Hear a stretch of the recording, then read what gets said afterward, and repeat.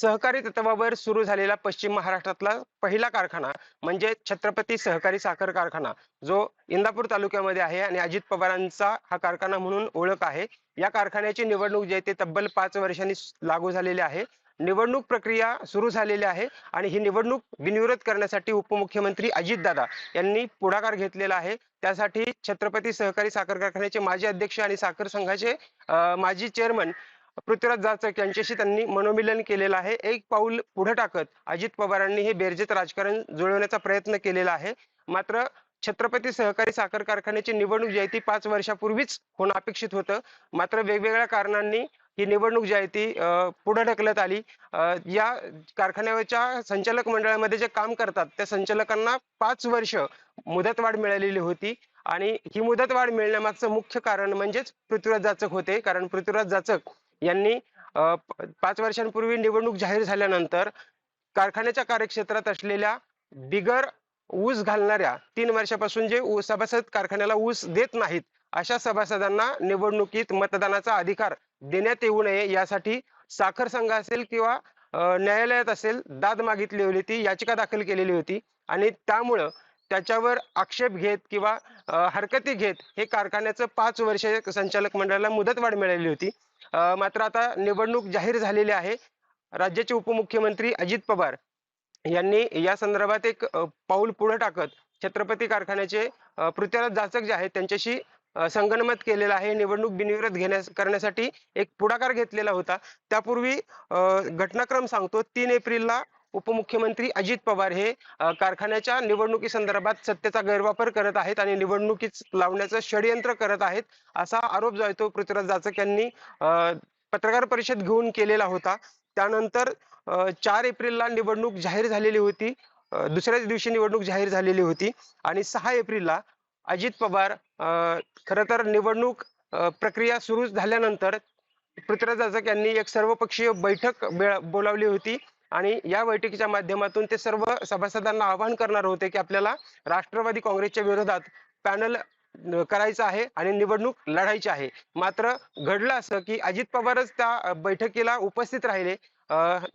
क्रीडा मंत्री दत्तात्रय भरणे असतील किंवा उपमुख्यमंत्री अजितदादा असतील त्या बैठकीमध्ये उपस्थित राहिले आणि त्यांनीच छत्रपती कारखान्याची निवडणूक जी आहे ती पृथ्वीराज जाचक यांच्या नेतृत्वाखाली बिनविरोध करूयात असं मत मांडलं. त्यामुळं राष्ट्रवादी विरोधात छत्रपती कारखान्याचे जे सभासद आहेत त्यांच्यामध्ये ही निवडणूक होणार होती. मात्र तसं घडलेलं नाही. त्यानंतर 7 एप्रिलला पुन्हा एकदा भाजप आणि शिंदे गटाचे काही कार्यकर्ते आहेत त्यांनी निवडणूक लढवण्यावर ठाम मत व्यक्त केलेलं होतं. कारण अजितदादांनी किंवा पृथ्वीराज जाचक यांनी आपल्याला विश्वासात घेतलं नाही असा त्यांचा आरोप होता. त्यामध्ये तानाजीराव थोरात असतील किंवा शिवसेनेची इतर मंडळी आहेत, अविनाश मोठे आहेत भाजपचे, त्यांनी हा आक्षेप घेतलेला होता आणि निवडणूक लढवण्यावर आपली भूमिका जी आहे ती ठामपणे जाहीर केलेली होती. त्याच्या दुसऱ्या दिवशी 8 एप्रिलला खासदार सुप्रिया सुळे यांनी देखील पृथ्वीराज जाचक यांच्या घरी जाऊन या गोष्टीचं समर्थन केलेलं होतं की कारखाना अडचणीतून बाहेर काढण्यासाठी आपण एक पाऊल पुढे टाकूयात आणि निवडणूक बिनविरोध करूयात. खरं तर सुप्रिया सुळे यांचा नियोजित दौरा होता असं पृथ्वीराज जाचक वारंवार सांगत होते.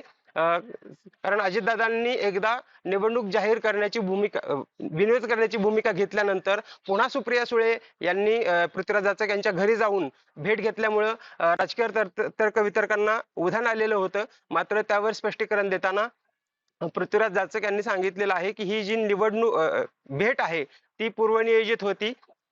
हे सगळ्या घडामोडी घडत असताना कारखान्याची पार्श्वभूमी तर कारखाना 5 वर्षांपासून कोणत्याही नेत्याच्या नियंत्रणात नव्हता असं म्हणावं लागेल. कारण अजितदादांनी या कारखान्याच्या 3 कारखान्याचं कंपॅरिझन सोमेश्वर, माळेगाव आणि छत्रपती सहकारी साखर कारखान्याचं कंपॅरिझन करताना छत्रपती सहकारी साखर कारखान्याचा भाव जो आहे तो 500 रुपयांपेक्षा जास्तीचा जो आहे तो कमी मिळत होता. त्यामुळे सभासद मोठ्या प्रमाणावरती नाराज होते आणि ज्यावेळी कारखान्याची ही सर्वपक्षीय बैठक झाली त्यामुळे अजितदादांनी खूप मोठ्या प्रमाणावरती संचालकांवर नाराजी व्यक्त केलेली होती.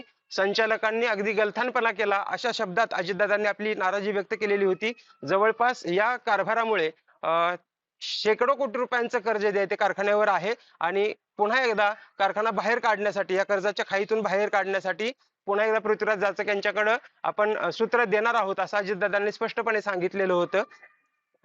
सगळी प्रक्रिया जी आहे ती निवडणूक प्रक्रिया बिनविरोधच्या दिशेनं चालू आहे. मात्र काही सभासदांनी आपले उमेदवारी अर्ज दाखल केलेले आहेत. आजच स्वाभिमानी शेतकरी संघटनेचे अध्यक्ष राजू शेट्टी यांनी देखील पृथ्वीराज जाचक आणि अजित पवार यांच्या या निर्णयाचं स्वागत केलेलं आहे आणि ही निवडणूक जी आहे ती बिनविरोध करण्याच्या दृष्टीनं त्यांना पाठिंबा दिलेला आहे.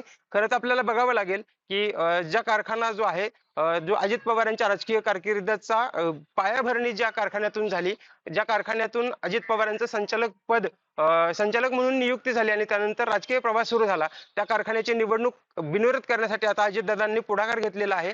आता पाहावं लागेल की ही निवडणूक बिनविरोध होते का आणखी अजितदादांना कोणाची तरी आणखी सभासदांची मनधरणी करावी लागते हे पाहणं महत्वाचं असणार आहे. कॅमेरामन तेजस सह मी वसंत मोरे, मुंबई तक, बारामती.